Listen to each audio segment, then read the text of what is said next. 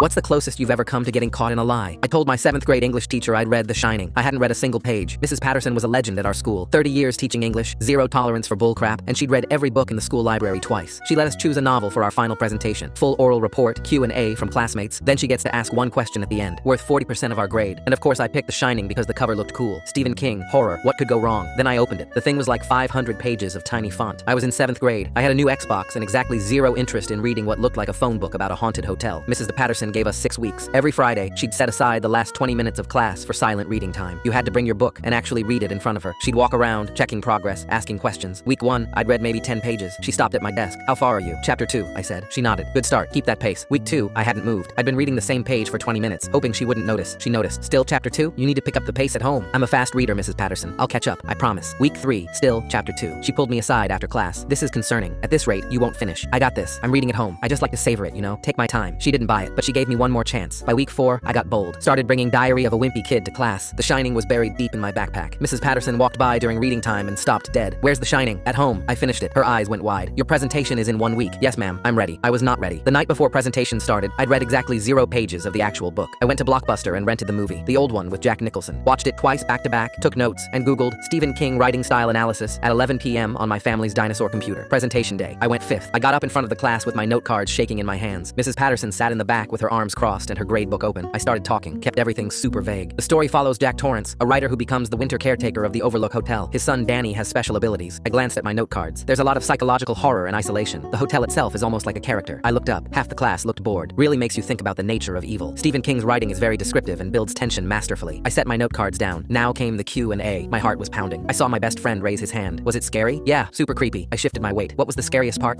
Probably the hedge maze. Very intense. Someone in the back raised their hand. Would you recommend it? Totally. Couldn't put it down. Well, at least that's what Sarah H. said in her Google review, but I was crushing it, nailing it. Then I made eye contact with Mrs. Patterson. She wasn't writing in her gradebook. She was just staring at me. That look teachers give you when they know you're full of it, but they're waiting to see how far you'll take it. I actually started feeling good. My hands stopped shaking. I'd pulled it off. Okay, does anyone else have questions? No one raised their hands. Almost home free. Then I remembered. Mrs. Patterson always gets the last question. Then I said the words I'd been dreading. Mrs. Patterson, do you have a question? Long pause. She closed her gradebook, stood up, walked slowly to the front of the classroom. Everyone went silent. She stopped right in front of my desk. Yes, I was wondering if you could tell us about some of the major differences between the book and the movie. My balls literally dropped through the floor. The room went completely silent. Everyone was staring at me. She knew. She absolutely knew. And she just trapped me in front of the entire class. I stood there frozen. My brain was screaming. I could feel my face getting hot. I had 2 options. Admit I didn't read it and fail, or try to make something up and fail worse. Then it hit me. The dumbest, most beautiful idea I'd ever had. I looked her dead in the eye. I'm sorry, Mrs. Patterson, I don't know. I never saw the movie. The classroom exploded into whispers. She just stared at me. 5 seconds. 10 seconds. I thought I was dead. Then she smiled. The first smile I'd ever seen from her. Sit down. B+.